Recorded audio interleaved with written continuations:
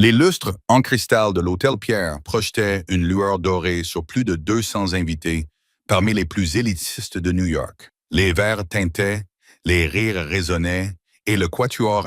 Il ne dit pas un mot, mais il n'en avait pas besoin. L'air fut complètement aspiré de la pièce. Les fourchettes cliquetèrent sur les assiettes en porcelaine. Preston, le marié, est devenu pâle comme un fantôme.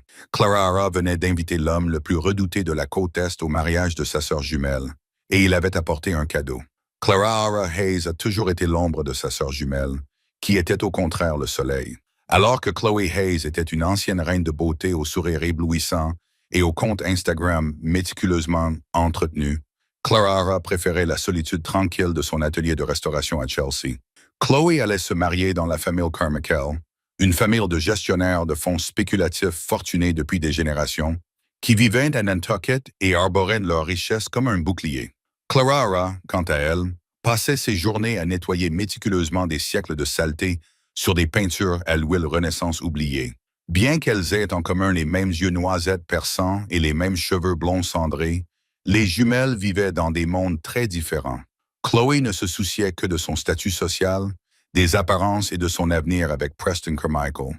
Preston était le Golden Boy de Wall Street, un homme qui portait des costumes Tom Ford sur mesure et conduisait une Aston Martin vintage. Sur le papier, le mariage allait être l'événement mondain de la saison, une somptueuse cérémonie d'un demi-million de dollars aux pierres, entièrement financée par le père autoritaire de Preston, Richard Carmichael. Mais Clara avait son propre secret. Un secret qui portait de la laine italienne sur mesure, conduisait une Mercedes Maybach lourdement blindée et dirigeait un empire bâti à la fois sur des contrats de transport légitimes et sur le sang. Son nom était Dominic Cavallo. Pour le public, Dominic était le PDG de 34 ans de Cavallo Logistics, un conglomérat florissant de fret et d'import-export basé à Brooklyn. Pour le FBI et les murmures étouffés de l'élite clandestine de la ville, il était le nouveau chef impitoyable du syndicat Cavallo. Il avait repris l'entreprise familiale après que son père eût été abattu devant un restaurant de Little Italy 5 ans auparavant. Depuis lors, Dominic avait modernisé le syndicat. Il ne cassait pas les rotules.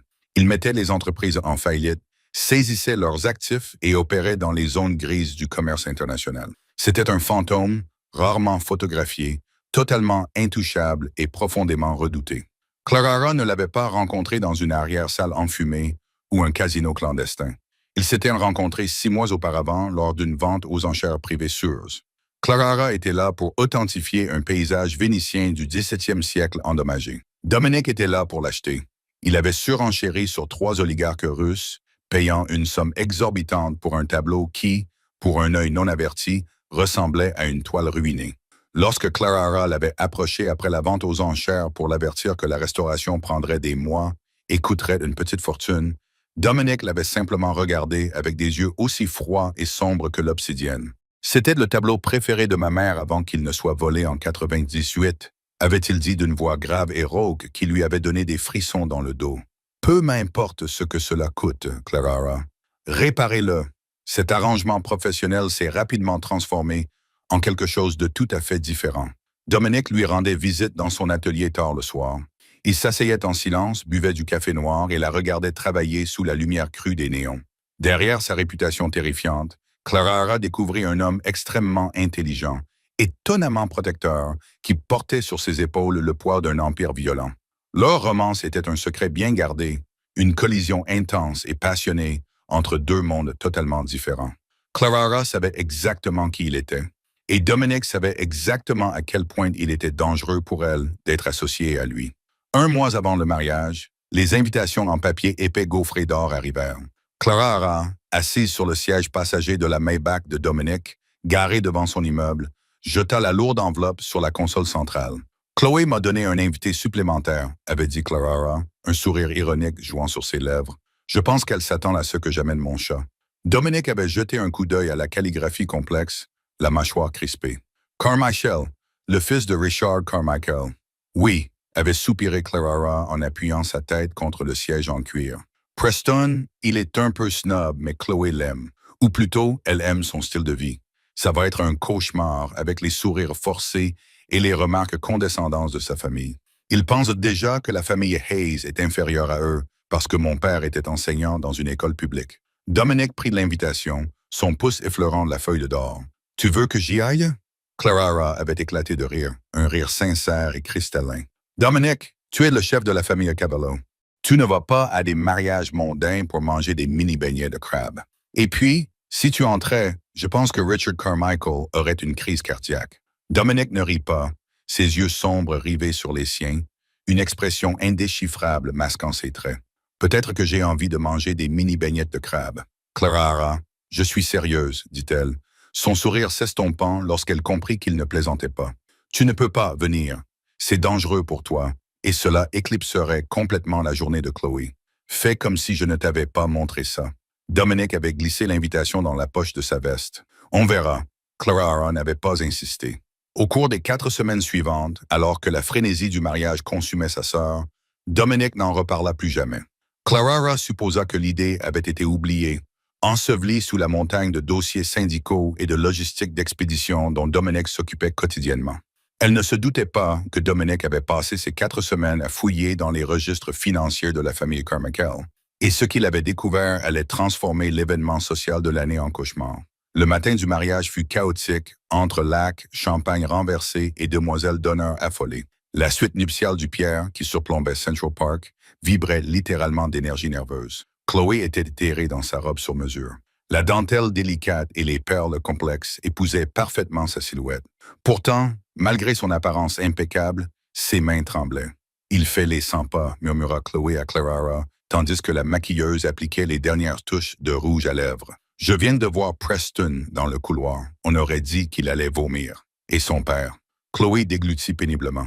Richard a passé toute la matinée à crier au téléphone dans le hall. Il parlait d'un appel de marge et de compte offshore. Clara fronça les sourcils et posa une main rassurante sur l'épaule de sa jumelle. « Ce ne sont que les tracés du mariage, Chloé. Et Richard crie toujours à propos de l'argent. C'est son seul trait de caractère, je suppose. » Chloé soupira, mais ses yeux restaient anxieux. « Je veux juste que cette journée soit parfaite. Les Carmichael nous jugent depuis le premier jour, Clara. Ils pensent que nous sommes des croqueuses de diamants. Si quelque chose tourne mal aujourd'hui, je n'en verrai jamais la fin. Rien ne tournera mal, mentit Clara avec aisance. » Alors que Clara enfilait sa robe, une robe en soie vert émeraude sobre et élégante, elle ne put s'empêcher de vérifier son téléphone. Aucun message de Dominic. Elle ne l'avait pas vu depuis 5 jours. Il lui avait envoyé un bref SMS pour lui dire qu'il devait régler un différend au Brooklyn Navy Yard et qu'il serait injoignable. Une partie d'elle souffrait de son absence, souhaitant avoir quelqu'un à ses côtés pour amortir le snobisme implacable du clan Carmichael. La cérémonie se déroula sans accroc. Les vœux furent échangés sous une immense arche de fleurs blanches importées. Le quatuor à cordes jouait du Vivaldi. Preston souriait aux caméras, mais Clara remarqua une goutte de sueur distincte sur son front que les flashs des appareils photo ne cessaient de capturer. Richard Carmichael était assis au premier rang, le visage crispé par l'irritation, vérifiant constamment sa montre Pisse Philippe, comme si le mariage était une réunion d'affaires fastidieuse qui l'empêchait de faire son vrai travail. À 19 h, les 200 invités s'étaient rendus dans la grande salle de bal pour la réception. La salle était un chef-d'œuvre d'opulence, avec des centres de table en cristal, des compositions florales imposantes et un gâteau à 5 étages qui coûtait plus cher que le salaire annuel de Clara. Clara prit place à la table d'honneur, esquissant un sourire forcé lorsque la tante de Preston se pencha vers elle pour lui demander à voix haute pourquoi elle n'était pas encore mariée, lui demandant si elle attendait quelqu'un avec un pedigree convenable. Clara se contenta de boire une longue gorgée de son domino et ignora l'insulte. Le témoin termina son discours. Un toast sinueux sur les années universitaires de Preston à Yale, et le personnel commença à servir davantage de champagne pour le plat principal. Puis les portes de la salle de bal s'ouvrirent. Ce n'était pas une entrée spectaculaire et imposante, mais plutôt une ouverture douce et délibérée qui attira immédiatement l'attention des invités. Le maître d'hôtel s'avança pour intercepter les retardataires, mais il se figea sur place. Le quatuor à cordes situé près de l'entrée fut le premier à se rendre compte que quelque chose n'allait vraiment pas. L'archet du violoniste s'arrêta en plein mouvement. La violoniste hésita, jouant une note aiguë et discordante avant de retirer son instrument. Le silence se propagea dans la salle comme une onde de choc. Il commença aux tables du fond et se propagea vers l'avant, une vague de silence contagieuse et suffocante. Les rires moururent dans la gorge des gestionnaires de fonds spéculatifs. Les mondains posèrent leurs verres en cristal sur les nappes en lin. Clara tourna la tête, le souffle coupé. Dominic Cavallo se tenait dans l'embrasure de la porte. Il était vêtu d'un smoking bleu nuit impeccable qui semblait mortel sur son large gabarit. Ses cheveux noirs étaient lissés en arrière, son expression totalement indéchiffrable. Derrière lui se tenaient 4 hommes, massifs et immobiles, leurs yeux scrutant la salle de bal avec l'efficacité froide et calculatrice de prédateurs évaluant un troupeau. Le silence était assourdissant. Tous les regards dans la salle étaient fixés sur l'entrée. Dans les cercles de la haute finance new-yorkaise, tout le monde savait qui était Dominic Cavallo. Ils ne l'avaient peut-être pas invité dans leur country club, mais ils connaissaient les rumeurs. Ils savaient pour les corps retrouvés dans l'East River. Ils savaient que les OP à Hostoles avaient poussé les PDGI à fuir le pays. À la table d'honneur, la réaction fut violente. Preston laissa tomber sa fourchette en argent. Elle heurta l'assiette en porcelaine avec un claquement sec qui résonna bruyamment dans la salle silencieuse. Il pâlit comme un cadavre. Il agrippa le bord de la table si fort que ses jointures blanchirent. Mais c'est Richard Carmichael qui brisa véritablement le silence. L'imposant et arrogant patriarche de la famille Carmichael se leva si vite que sa lourde chaise en acajou bascula en arrière et s'écrasa sur le sol en marbre. « Qu'est-ce que c'est que ça? » souffla Richard, la voix tremblante, mêlant indignation et terreur pure et simple. Dominic ne regarda ni Richard ni Preston. Ses yeux sombres balayèrent la pièce, totalement indifférent à la panique collective des 200 milliardaires, jusqu'à ce que son regard se pose sur la robe vert émeraude à la table d'honneur. Clara était figée, le cœur battant à toute rompre dans sa poitrine comme un oiseau pris au piège. Il est venu. Dominic commença à avancer, ses chaussures cirées silencieuses sur le tapis épais. Ces hommes restèrent près des portes, bloquant ainsi la seule issue. Alors que Dominic passait devant les tables, les gens s'écartaient physiquement de lui, se recroquevillant sur leurs chaises. Il marcha droit vers la table d'honneur. Chloé agrippait le bras de Preston, gémissant doucement, complètement inconsciente du lien entre le parrain de la mafia et sa sœur. Dominic s'arrêta à quelques mètres du cortège nuptial. Il plongea la main dans la poche de sa veste de smoking. 3 gardes de sécurité dans le coin de la pièce mirent instinctivement la main sur leur étui, mais s'arrêtèrent lorsque les hommes de Dominic à la porte bougèrent subtilement leur manteau. Dominic sortit une petite boîte en velours noir. Il ne la tendit pas à Clara. Il ne la tendit pas à la mariée. Il la posa directement devant Preston Carmichael. « Félicitations pour ton mariage, Preston, » dit Dominic. Sa voix était calme, douce et empreinte d'un venin absolu. « Je crois que ceci appartient à ton père. Mais comme tu viens d'épouser une membre de ma famille, j'ai pensé que je devais te remettre cette dette en personne. » Toute la salle retint son souffle. Clara fixa Dominic, les mots résonnant dans son esprit. « Épouser une membre de ma famille. » Preston fixa la boîte noire comme s'il s'agissait d'une grenade active. Il tendit lentement la main tremblante et ouvrit le couvercle. Ce qui se trouvait à l'intérieur fit pousser à Preston un sanglot déchirant. Il se couvrit la bouche, les larmes lui montèrent instantanément aux yeux, tandis que Richard Carmichael s'effondrait sur sa chaise, complètement vaincu. Dominic tourna enfin son regard vers Clara, un lent sourire sombre se dessinant sur ses lèvres. « Tu es magnifique, amour. » On danse. Le silence dans la grande salle de bal du Pierre était absolu, à l'exception des respirations saccadées et haletantes qui s'échappaient des lèvres pâles de Preston. Il fixait la petite boîte en velours noir comme si un serpent venimeux s'y trouvait enroulé. À l'intérieur de la boîte se trouvaient 2 objets. Le premier était un lourd porte-billets en platine gravé des armoiries de la famille Carmichael. Il était fortement terni par du sang séché et sombre. Le second était une élégante clé USB en titane crypté. Pour les invités perplexes qui tendaient le cou depuis les tables du fond, cela ressemblait à un cadeau de mariage bizarre et morbide. Mais pour Richard Carmichael, qui serrait sa poitrine dans la chaise renversée, et pour Preston, dont le smoking Tom Ford immaculé ressemblait soudain à une camisole de force, ces 2 objets représentaient la fin de leur vie telle qu'ils la connaissaient. Le porte-billets taché de sang avait appartenu à Gregory Hayes, non pas le père de Clara et Chloé, mais un cousin éloigné des Carmichael qui travaillait comme leur homme de main offshore aux îles Caïmans. Gregory avait officiellement disparu en mer au large des côtes de Grand Cayman 3 semaines auparavant. Le rapport officiel de la police faisait état d'un tragique accident de bateau. Le porte-billets racontait une toute autre histoire. La clé USB, cependant, était la véritable arme. Elle contenait les registres non expurgés du fonds spéculatif Carmichael, en particulier les comptes secrets détenus à la Cayman National Bank. Qu'avez-vous fait? Murmura Chloé, la voix brisée, en regardant tour à tour le métal ensanglanté dans la boîte et le visage terrifié de son nouveau mari. Preston, qu'est-ce que c'est? Preston était incapable de parler. Son regard se posa sur Dominic, rempli d'une panique animale pathétique. Dominic ignora complètement le marié. Il garda son regard sombre et inébranlable fixé sur Clara.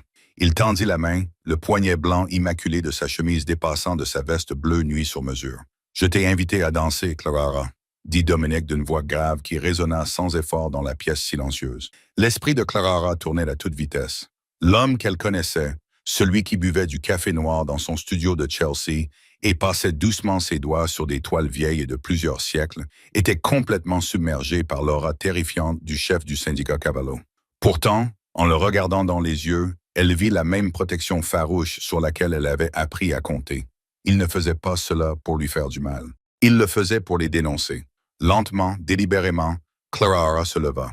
Sa robe de soie vert émeraude tombait en cascade autour d'elle alors qu'elle s'éloignait de la table d'honneur. Elle ignora la main frénétique de sa sœur qui tentait de la retenir. Elle ignora les cris horrifiés des dames de la haute société assises aux tables de devant. Elle glissa sa petite main dans la grande main cailleuse de Dominic. Sa prise était ferme, chaleureuse et sans concession. Il l'attira doucement mais fermement vers le centre de la piste de danse en acajou vide. Dominic claqua une fois des doigts. Le son aigu résonna comme un coup de feu. Il regarda par-dessus son épaule le quatuor à cordes paralysé. « Jouez !» ordonna-t-il. Tchaïkovski, la valse des fleurs. La violoniste principale, les mains visiblement tremblantes, leva précipitamment son instrument. Un instant plus tard, les notes élégantes et envoûtantes de Tchaïkovski emplirent l'atmosphère tendue. Le contraste était vertigineux.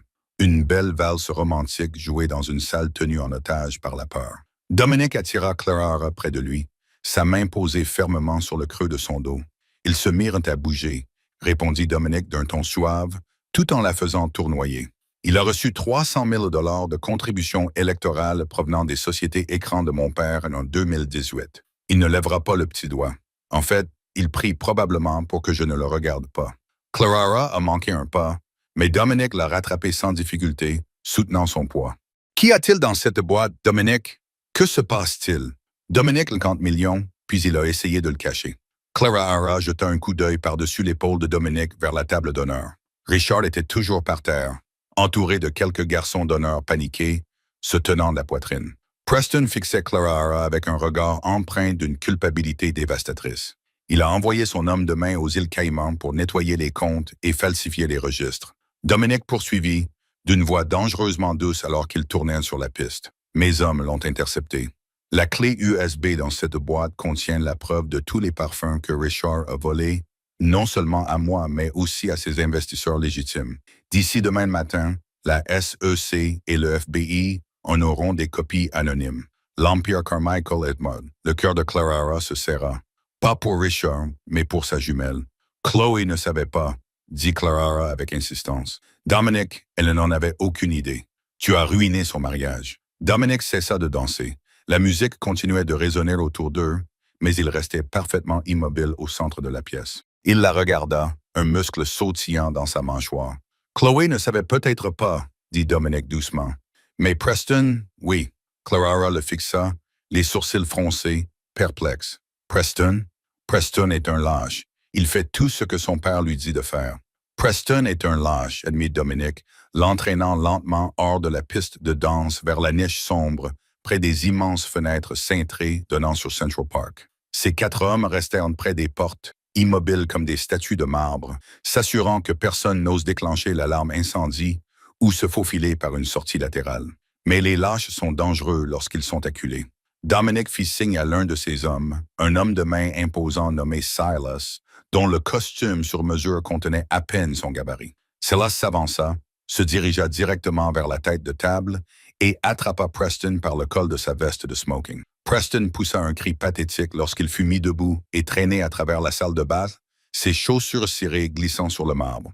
Silas jeta Preston aux pieds de Dominic et Clara. « Dis-lui », ordonna Dominic d'une voix qui résonnait d'une autorité absolue. Preston resta à genoux, tremblant violemment. Il leva les yeux vers Clara, les yeux rougis et remplis de larmes. Le Golden Boy de Wall Street semblait complètement brisé. Je ne voulais pas le faire, Clara, sanglota Preston en passant une main tremblante dans ses cheveux parfaitement coiffés. Mon père m'y a forcé. Quand nous avons perdu l'argent des Cavallo, mon père a dit que nous étions des hommes morts. Il a dit que Dominic nous massacrerait. Viens-en au fait, Preston, grogna Dominic en s'approchant. Preston sursauta violemment, reculant contre les rideaux de velours. J'ai engagé un détective privé, lâcha Preston, les mots se bousculant dans sa bouche. Il y a 3 mois, pour trouver une faiblesse, n'importe quoi que nous pourrions utiliser pour négocier avec la famille Cavallo. Le détective privé suivit les mouvements de Dominic. Il découvrit que Dominic se rendait dans un atelier de restauration à Chelsea tard dans la nuit. Clara sentit le sang se retirer de son visage. Une nausée froide et lourde s'installa dans son estomac. Elle regarda Preston, sa vision se rétrécissant. « Tu l'as suivi jusqu'à moi. » « Quand j'ai réalisé qui tu étais, » s'écria Preston, l'air complètement pathétique. « Quand j'ai réalisé que tu étais la sœur de Chloé, c'était le bouclier parfait. Mon père a dit, si on t'accueillait dans la famille, si j'épousais Chloé, Dominic ne nous toucherait pas. Il ne tuerait pas la famille de la femme avec qui il couchait. » L'air dans les poumons de Clara se volatilisa. Le mariage somptueux, les fiançailles précipitées de 6 mois, la dévotion soudaine et intense de Preston envers sa sœur, la volonté soudaine de Richard Carmichael de payer un mariage d'1 demi-million de dollars pour une fille issue de la classe moyenne. Tout cela n'était qu'un mensonge calculé et désespéré. Il n'aimait pas Chloé. Il l'utilisait comme bouclier humain pour se protéger de la mafia. « Espèce de salaud », murmura Clara en s'avançant. Pour la première fois de sa vie, elle ressentit une vague de violence pure et sans mélange. Elle leva la main et gifla Preston de toutes ses forces. Le claquement sec de la gifle résonna dans la salle de bal silencieuse. Preston tomba sur le côté, se tenant la joue et gémissant. Depuis la table d'honneur, Chloé poussa un cri perçant.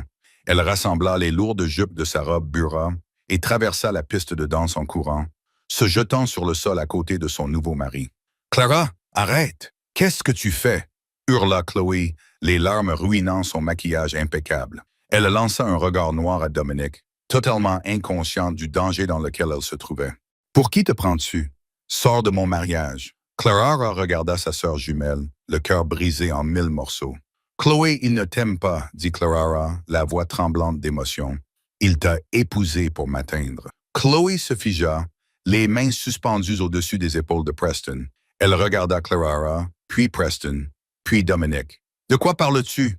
Dis-le à ta femme, Preston, » ordonna Dominic, le regard froid et impitoyable. « Dis-lui pourquoi tu as précipité le mariage. » Preston ne pouvait pas regarder sa nouvelle épouse dans les yeux. Il fixait le tapis, son silence parlant plus fort que n'importe quelle confession. Chloé eut le souffle coupé. Elle s'éloigna lentement de lui, la réalité la frappant comme un seau d'eau glacée. Le conte de fées était une imposture. « Tu t'es servi de moi, » murmura Chloé, d'une voix à peine audible. « Tu t'es servi de ma sœur. » Avant que Preston n'ait pu répondre, un grand tumulte éclata au fond de la salle de bal. Les lourdes portes en acajou s'ouvrirent brusquement et Silas et les autres agents se raidirent soudainement, passant la main sous leur veste. Une nouvelle silhouette se fraya un chemin à travers la foule d'invités terrifiés. C'était une femme impeccablement vêtue d'un tailleur pantalon marron foncé, tenant une maillette en cuir. Derrière elle marchaient 3 hommes vêtus de coupe-vent avec des lettres jaunes bien visibles dans le dos. FBI. La salle fut envahie par des murmures paniqués. Le commissaire Higgins, à la table 4, eut soudain l'air très mal en point. L'agent spécial Beatrice Sterling se dirigea directement vers le centre de la salle, ignorant complètement la richesse et le statut social qui l'entourait. Elle croisa le regard de Dominic. « Cavallo, » dit l'agent Sterling d'une voix aiguë et autoritaire. « Vous êtes loin de Brooklyn. » Dominic ne broncha pas. Il se contenta d'esquisser un sourire poli et moqueur. « Agent Sterling, quelle agréable surprise. Je crois que vous vous êtes trompé de fait. Les criminels que vous recherchez sont juste là. » Dominic désigna d'un doigt nonchalant Richard Carmichael, que sa femme affolée était en train d'éventer. L'agent Sterling brandit un dossier en papier craft. « Nous avons reçu des données anonymes il y a 1 heure, des registres offshore, des virements bancaires et une confession très intéressante de monsieur Gregory Hayes. Mais je me fiche des fraudes à Wall Street pour l'instant, Dominic. Ce qui m'intéresse, ce sont les 50 millions de dollars provenant du cartel qui ont transité par ces comptes. De l'argent qui remonte jusqu'à vous. » Le sourire narquois de Dominic ne s'estompa pas. « Je suis un homme d'affaires respectable et jeune. Cavallo Logistics opère dans le respect total de la loi. Si M. Carmichael a décidé de mélanger mes profits légitimes issus du transport maritime avec des fonds douteux, cela ressemble à un manquement à son devoir fiduciaire. Les yeux de l'agent Sterling se plissèrent. Nous avons un mandat d'arrêt contre Richard Carmichael et nous vous emmenons pour vous interroger, Dominic. Clara Hara eut le cœur qui se serra. Elle attrapa le bras de Dominic. Il baissa les yeux vers elle, son expression s'adoucissant légèrement, une promesse silencieuse passant entre eux. Il savait que le FBI allait venir. Il avait orchestré toute la fuite de données. Mais alors que les hommes de l'agent Sterling s'apprêtaient à menotter Richard Carmichael en sanglots, Preston se précipita soudainement sur ses pieds. Ses yeux étaient hagards, scrutant la pièce. Il réalisait que sa vie était finie. Il allait finir dans une prison fédérale. Ou pire, il allait finir dans l'East River. Le désespoir pousse les hommes à faire des choses stupides. Preston se précipita, non pas vers les agents du FBI, mais vers la table la plus proche. Il saisit un lourd couteau à lame dentelée dans le service en argent, se retourna et attrapa la personne la plus proche de lui. Il n'attrapa pas Clara, il attrapa Chloe. Preston tira sa nouvelle épouse en arrière, enroulant son bras fermement autour de sa gorge et appuyant le bord dentelé du couteau directement contre sa jugulaire. Que personne ne bouge. Preston hurla, la voix cassée par l'hystérie. « Je vais la tuer. Je le jure devant Dieu, je vais la tuer. » La salle de bal fut plongée dans le chaos. Les femmes hurlèrent. Des chaises furent renversées et les agents du FBI dégainèrent immédiatement leurs armes, les pointant directement sur le marié. L'attitude de Dominic changea instantanément. Le chef de gang calme et calculateur avait disparu. Ses yeux devinrent noirs comme du charbon et une rage terrifiante et meurtrière émanait de lui. Il se plaça devant Clara, la protégeant physiquement de son corps, tandis que sa main glissait dans la poche de sa veste de smoking pour saisir le métal froid de sa propre arme. « Preston », dit Dominic d'une voix qui se réduisit à un murmure démoniaque terrifiant, « lâche ce couteau ou je te promets que ce ne sera pas le FBI qui te fera sortir de cette pièce. » La grande salle de bal du Pierre, un espace qui avait accueilli des présidents, des membres de la royauté et des bals centenaires, se transforma en un tableau terrifiant de violence. Les lustres en cristal au-dessus semblaient se moquer de la sombre réalité qui se déroulait en dessous. L'odeur des orchidées importées par des fleuristes coûteux se mêlait de façon écœurante à l'odeur métallique de la peur. Preston Carmichael, un homme dont le plus grand stress précédent avait été une baignade dans le Naz, était complètement déstabilisé. Le lourd couteau à lame dentelé en argent tremblait violemment contre le cou de Chloe. Une fine ligne cramoisie s'était déjà formée là où le bord dentelé s'enfonçait dans sa peau de porcelaine, tachant le col en dentelle complexe de sa robe Bertha sur mesure. Chloe était figée, sa poitrine se soulevait de respiration superficielle et paniquée, ses yeux écarquillés d'une terreur si absolue qu'elle en avait perdu la voix. « Recule, Mo !» hurla Preston, la voix cassée, aiguë et hystérique. Il tira Chloé un pas en arrière, ses chaussures cirées glissant légèrement sur une flaque de dôme renversée. « Je vais la couper. Je pars d'ici et elle vient avec moi. » L'agent spécial Beatrice Sterling ne broncha pas. Elle se tenait debout, les pieds écartés à la largeur des épaules, son Glock 19 pointé droit sur l'arête du nez de Preston. Les trois agents du FBI derrière elle se déployèrent, armes à la main, formant un demi-cercle de force meurtrière. « Preston, écoutez-moi, » dit l'agent Sterling d'une voix calme et autoritaire, celle d'une négociatrice chevronnée. « Vous êtes en train de transformer une affaire fédérale de fraude électronique en un crime violent. Si vous lui faites du mal, vous ne verrez jamais l'intérieur d'une salle d'audience. Vous quitterez cet hôtel dans un sac mortuaire. Lâchez le couteau. » À la table d'honneur, la situation était tout aussi chaotique. Le visage de Richard Carmichael avait pris une teinte grisâtre inquiétante. Il serrait sa poitrine, ouvrant et fermant la bouche comme un poisson suffocant avant de rouler des yeux. Il s'effondra lourdement sur le sol en marbre, complètement inerte. Sa femme poussa un cri et tomba à genoux pour lui administrer une réanimation cardio-pulmonaire frénétique et inefficace. Preston jeta un coup d'œil au corps recroquevillé de son père, et le peu de raison qui lui restait s'évapora complètement. « J'ai besoin d'une voiture !» cria Preston, ignorant complètement le FBI. Il fixa Dominic du regard. « Cavallo, dites à vos hommes d'ouvrir ces portes. Dites-leur de dégager le passage. » Dominic se plaça directement devant Clara, la protégeant efficacement de toute balle perdue. Sa main riposait nonchalamment à l'intérieur de sa veste de smoking bleu nuit, agrippant la poignée de son Sig Sauer personnalisé. Pour un œil non averti, Dominic semblait détendu, mais Clarara, debout à quelques centimètres derrière lui, pouvait sentir la tension meurtrière qui émanait de son corps solide. Il était comme un ressort prêt à bondir. « Tu es un homme mort, Preston », dit Dominic doucement. Il n'avait pas besoin de crier pour couvrir les pleurs des invités ou les cris des agents. La certitude absolue et glaçante de sa voix de baryton tranchait le bruit comme un rasoir. « Tu es venu à un duel avec un couteau à beurre et tu as commis l'erreur fatale de toucher quelqu'un que je considère comme ma famille. »« C'est ma femme !» hurla Preston en resserrant son étreinte. Chloé laissa échapper un sanglot étouffé. Clarara ne pouvait plus rester derrière Dominic. La vue de sa sœur jumelle, la fille avec qui elle avait partagé ses secrets, la fille qu'elle avait protégée des brutes du lycée et des ruptures difficiles utilisées comme bouclier humain par un lâche de Wall Street, la déchirait. Elle sortit de derrière les larges épaules de Dominic, ignorant son ordre sec de rester en arrière. « Preston, regarde-moi » supplia Clarara, sa voix résonnant dans toute la tente. Elle leva les mains en signe d'apaisement, sa robe de soie émeraude bruissant alors qu'elle avançait lentement. « C'est entre toi et Dominic. Il s'agit de la dette de ton père. Chloé n'a rien à voir avec ça. Elle ne savait rien des îles Caïmans. Elle ne savait rien du syndicat de Cavallo. Laisse-la partir et prends-moi. »« Clarara, non » grogna Dominic en tendant brusquement la main pour l'attraper par le bras et la tirer en arrière avec une poigne d'acier. L'agent Sterling détourna brièvement les yeux de Preston pour lancer un regard noir à Clarara. « Madame, reculez immédiatement. Vous interférez avec une confrontation fédérale. » Mais Preston éclata d'un rire saccadé et haletant, à la limite de la folie. « Vous, la petite amie du parrain de la mafia. Il me tuerait avant que je fasse 2 pas. Non, Chloé est mon assurance. Tant que je l'ai, Cavallo n'autorisera pas un assassinat, et vous, les fédéraux, vous ne tirerez pas. » Il commença à traîner Chloé vers les lourdes portes de service près de la cuisine. Un plan désespéré se formait dans son esprit fracturé. S'il pouvait atteindre les monts de charge, il pourrait peut-être les semer dans les couloirs de service labyrinthiques du Pierre. Dominic serra les mâchoires. Il jeta un regard presque imperceptible à Silas, l'imposant homme de main qui se tenait près de l'entrée principale. Silas acquiesça d'un signe de tête à peine perceptible. Les hommes du syndicat calculaient leurs angles, attendant la fraction de seconde où la tête de Preston dépasserait la silhouette de Chloé. Mais Chloé Hayes n'était pas seulement une reine de beauté.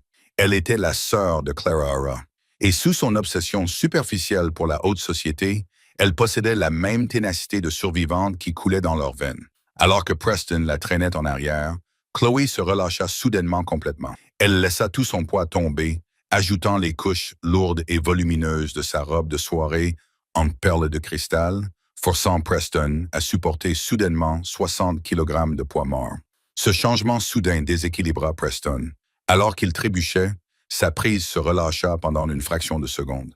Le couteau dentelé s'éloigna d'1 millimètre de sa gorge. C'était tout ce dont Chloé avait besoin. Avec un cri sauvage qui résonna sous le plafond voûté, Chloé rejeta violemment la tête en arrière, écrasant son crâne directement sur l'arête du nez de Preston. Le craquement écœurant du cartilage qui se brisait était suffisamment fort pour être entendu par la foule paniquée. Preston hurla de douleur, les mains sur son visage défiguré, tandis que le sang coulait instantanément sur ses lèvres et son menton. Le couteau à pointe argentée tomba sans danger sur le sol. Chloé se précipita à 4 pattes, désespérée de s'éloigner de lui. L'agent du FBI se précipita en criant des ordres. Mais Dominic fut plus rapide. Il se déplaça avec une vitesse prédatrice terrifiante qui contrastait avec son imposante carrure. Il ne sortit pas son arme. Au lieu de cela, il franchit les 3 mètres qui les séparaient en 2 grandes enjambées. Avant même que Preston ait pu essuyer le sang de ses yeux, la main de Dominic se referma sur la gorge du marié. Avec une force brutale et sans effort, Dominic souleva Preston complètement du sol et le projeta en arrière sur la table à manger la plus proche. Les centres de table en cristal se brisèrent. Les couverts volèrent dans les airs. La lourde table gémit sous l'impact lorsque Dominic immobilisa l'homme qui se débattait. « Dominic, reculez, FBI !»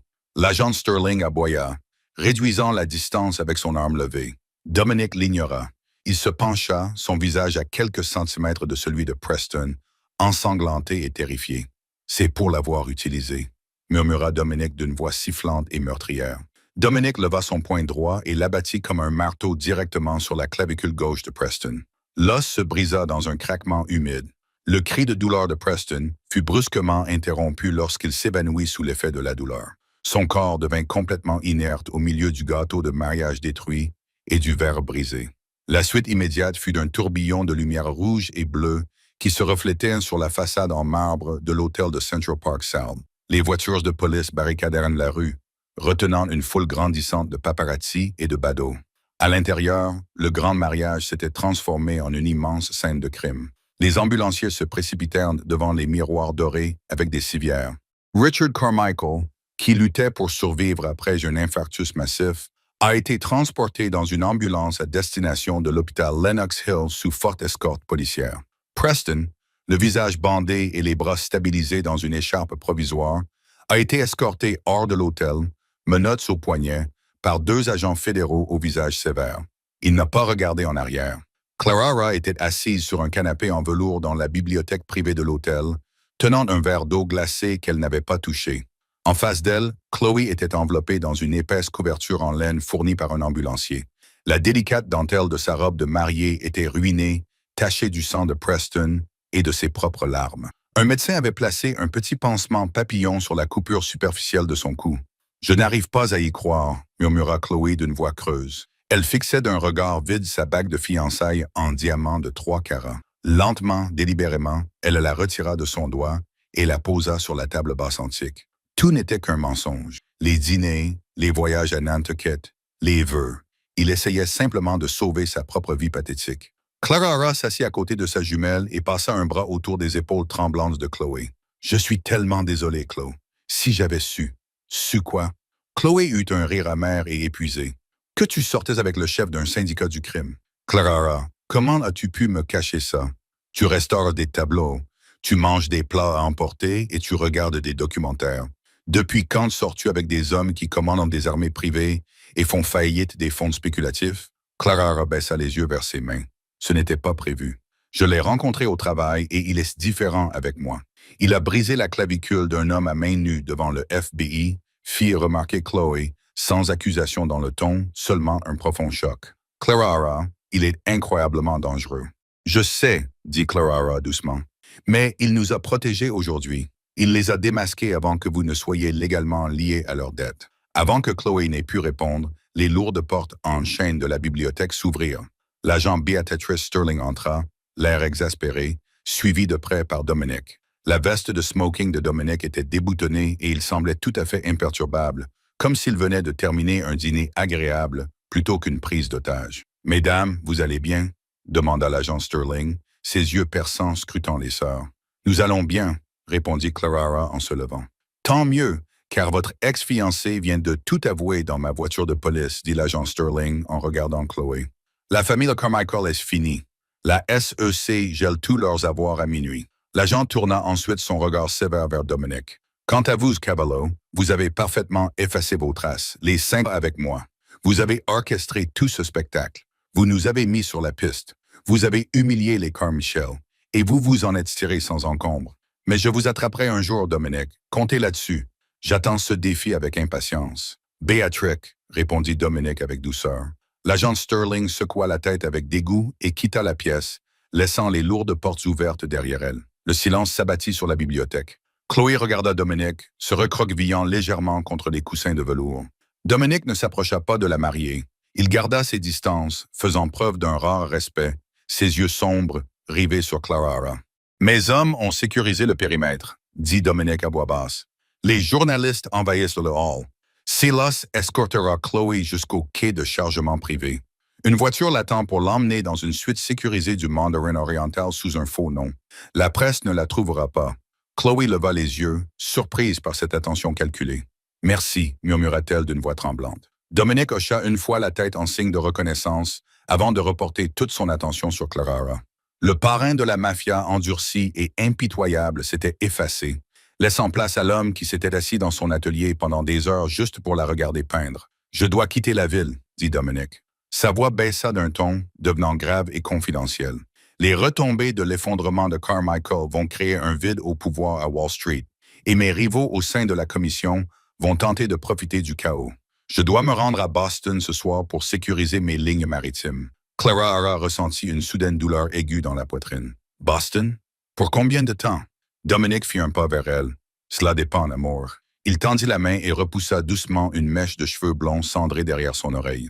Ses jointures effleurèrent sa joue, lui envoyant une décharge électrique. Je t'ai dit dès le début que mon monde était violent. J'ai essayé de te le cacher. Mais aujourd'hui, les ombres t'ont touché. Tu as vu exactement qui je suis et de quoi je suis capable. Clara leva les yeux vers ses yeux d'obsidienne. Elle se souvenait de la facilité terrifiante avec laquelle il avait neutralisé Preston, mais elle se souvenait aussi de la façon dont il ne t'approche jamais. Il fit une pause, serrant les mâchoires. Il retira sa main de son visage. Mais si tu franchis ces portes avec moi, tu entreras définitivement dans l'ombre. Il n'y aura pas de retour en arrière possible. Tu seras la femme aux côtés du chef du syndicat Cavallo. Tu seras une cible et tu vivras avec des fantômes. Dominique tendit sa main droite vers elle, paume ouverte. Le choix t'appartient. Restes-tu dans la lumière, Clara, ou viens-tu avec moi? La bibliothèque privée de l'Hôtel Pierre était d'un calme étouffant. Les sons faibles et étouffés des sirènes de police et des journalistes frénétiques sur la 5e avenue pénétraient à peine les épaisses portes en acajou. Mais à l'intérieur de la pièce, le silence était absolu. Clara était figée, les yeux rivés sur la main tendue de Dominique. Les poignets d'un blanc éclatant de sa chemise et la laine sombre et coûteuse de sa veste de smoking semblaient représenter la dichotomie exacte de l'homme lui-même. Une obscurité brutale et violente, enveloppée dans une apparence civilisée et immaculée. Elle regarda sa sœur jumelle.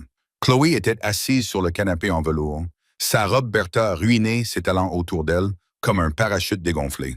La vie parfaite et soigneusement orchestrée de Chloé venait d'être violemment détruite en l'espace de 2 heures.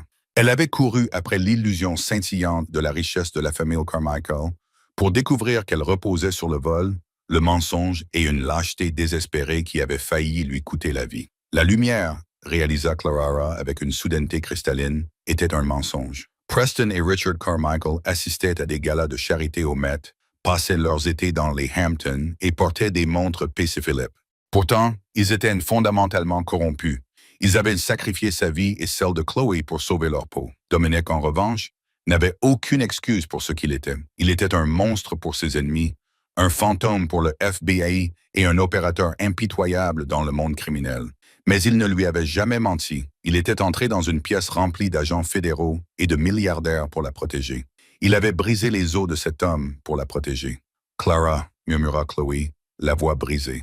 Elle serra la couverture de laine autour de ses épaules tremblantes. Elle regarda Dominique, la peur véritable dans ses yeux noisettes, puis se tourna vers sa jumelle. « Si tu pars avec lui, tu ne pourras pas revenir.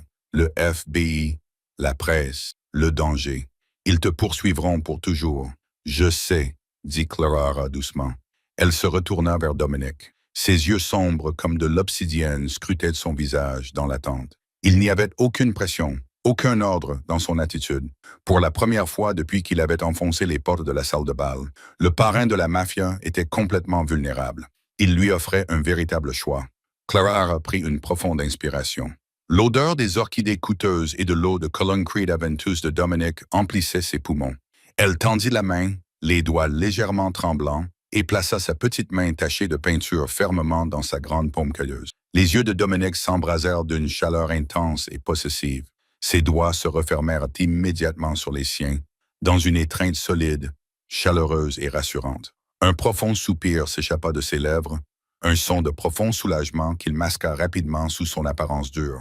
Silus appela Dominique par-dessus son épaule. L'imposant homme de main entra immédiatement dans l'embrasure de la porte. « Patron, emmenez Chloé par les couloirs de service jusqu'au quai de chargement. L'escalade blindée à Tom. Conduisez-la au Mandarin Oriental et postez 4 hommes à sa porte. Personne n'entre ni ne sort sans mon autorisation personnelle. » Dominique regarda Chloé droit dans les yeux. « Tu es désormais sous la protection de la famille Cavallo, Chloé. Personne ne te touchera plus jamais. » Chloé déglutit péniblement et acquiesça lentement. « Merci. » Clara serra une dernière fois l'épaule de sa sœur. « Je t'appellerai dès que possible. Je t'aime, Chloé. Je t'aime aussi. » « Fais attention, Clara, » murmura Chloé, les larmes coulant sur ses cils tandis que Silas la guidait doucement hors de la pièce. Une fois seul, Dominique attira Clara contre sa poitrine, enroula ses bras autour de sa taille et enfouit son visage dans ses cheveux blonds cendrés. Pendant un bref instant, le chef impitoyable du syndicat se contenta de la serrer dans ses bras, puisant sa force dans sa présence. Tu es sûr? Murmura-t-il à son oreille, son souffle chaud. Une fois que nous aurons quitté cet hôtel, Clara, le monde saura que tu m'appartiens. L'agent de possession la plus précieuse. Allons-y. Dominic garda fermement sa main dans la sienne tandis qu'ils quittaient la bibliothèque. Ils ne se faufilèrent pas par l'arrière. Dominic Cavallo ne se cachait pas. Ils traversèrent directement le grand hall du Pierre. Les invités restants, les gestionnaires de fonds spéculatifs, les mondains, les politiciens corrompus s'écartèrent comme la mer Rouge. Des murmures s'élevèrent lorsque Clara, la sœur jumelle de la mariée, vêtue d'une magnifique robe émeraude, marcha main dans la main avec le parrain le plus redouté de la ville. Alors qu'il poussait les portes tournantes en laiton et sortait sur la 5e avenue, la nuit explosa dans un éclat aveuglant de flash d'appareils photo. Les paparazzis avaient fondu sur eux comme des vautours. Les agents de police de New York avaient du mal à retenir les journalistes hurlants, tous désespérés d'obtenir une déclaration sur l'arrestation soudaine du titan de Wall Street Richard Carmichael et la prise d'otages sanglante. Dominic ne dit pas un mot. Ses hommes de main formèrent un mur étroit et impénétrable autour d'eux, repoussant avec force un photographe qui s'était trop approché. Dominic aida Clara à monter à l'arrière de sa Mercedes Maybach blindée qui tournait au ralenti, puis grimpa juste derrière elle. « Teterboro » ordonna Dominic au chauffeur, alors que les lourdes portes se refermaient, coupant instantanément le chaos des flashs et des cris de la presse. Appuyé sur le champignon, la Maybach bondit en avant, se fondant dans le trafic nocturne de la FDR Drive.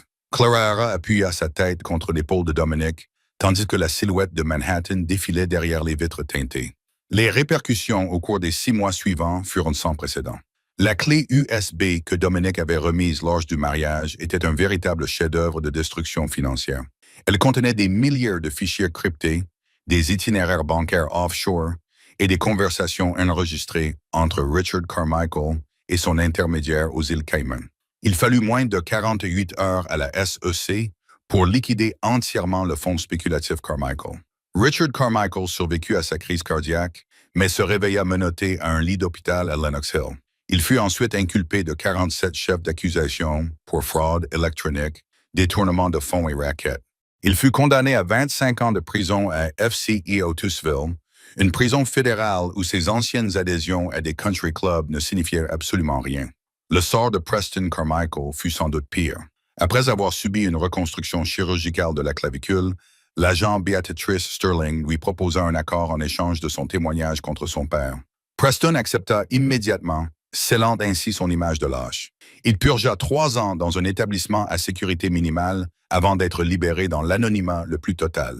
Ruiné, déshonoré et complètement seul, Chloe Hayes prit le temps de se remettre, avec le soutien financier silencieux et important de Dominic, parfaitement blanchi par le biais d'une fiducie anonyme. Elle a ouvert une boutique de mariage haut de gamme à Soho. Elle a laissé derrière elle le monde superficiel des mondains fortunés, trouvant une indépendance tranquille et farouche qu'elle ne se savait pas posséder. Quant à Clara, entrer dans l'obscurité ne signifiait pas se perdre. Cela signifiait s'adapter. 6 mois après le mariage, Clara se tenait dans la véranda ensoleillée d'un vaste domaine en pierre fortement gardé à Newport, dans le Rhode Island. L'océan Atlantique venait se briser contre les falaises en contrebas. Elle portait un simple chemisier en soie et un pantalon, une paire de loupes relevées sur le front. Devant elle reposait une monnaie du 19e siècle, supposée authentique. Les lourdes portes en acajou de la véranda s'ouvrirent et Dominic entra. Il portait un costume sur mesure couleur charbon qui le faisait ressembler en tout point au patron redoutable et intouchable qu'il était. L'expansion à Boston avait été brutale, mais couronnée de succès. Le syndicat Cavallo était désormais la puissance incontestée de la côte Est. Des Russes de Bratzer essaient de rembourser leurs dettes de transport avec des œuvres d'art contrefaites.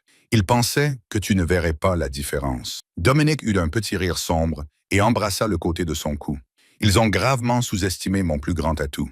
Clara se blottit dans ses bras, regardant les vagues grises de l'Atlantique qui se brisaient. Le monde dans lequel elle vivait désormais était dangereux, rempli d'ombre, d'agents fédéraux et d'ennemis impitoyables. Mais alors que Dominic la serrait fort dans ses bras, elle savait qu'elle n'avait jamais été aussi en sécurité. La lumière n'était qu'une illusion, mais l'obscurité était de son foyer. Quand on enlève les robes de créateurs et les mariages à un demi-million de dollars, on comprend vite que les vrais monstres ne se cachent pas toujours dans l'ombre. Parfois, Ils portent des costumes sur mesure et siègent à la tête d'une salle de réunion à Wall Street. Clara a tout risqué en amenant Dominic à la lumière et, en échange, il a réduit en cendres l'empire corrompu des Carmichael. Elle a choisi une vie faite de vérités dangereuses plutôt que de mensonges ci-dessous. Auriez-vous pris la main de Dominic et fait un pas vers les ténèbres? À bientôt dans la prochaine vidéo.